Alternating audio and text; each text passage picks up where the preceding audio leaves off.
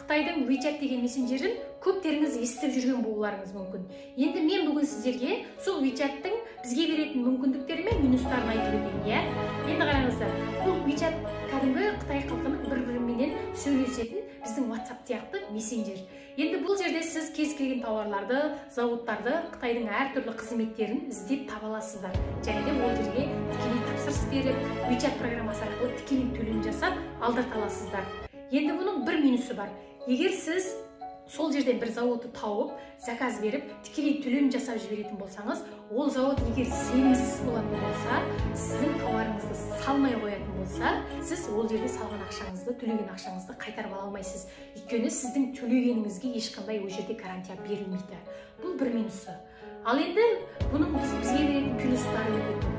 Taobao, 1688 Pinduoduo сайттарына зауытқа тікелей сөйлескіңіз келсе, тауарларға өзіңіздің қалауыңызша заказ беріп, тауардың бағасына скидка сұрап, Қытаймен келісіп, немесе өзіңіздің брендіңізді жасатқыларыңыз келетін болса, Қытайдың сол жерде телефон нөмірі немесе WeChat нөмірі тұрады. Сол нөмірлерін аласыздар да WeChat-қа қосып, тікелей зауытқа шығып, олармен жұмыс жасай аласыздар.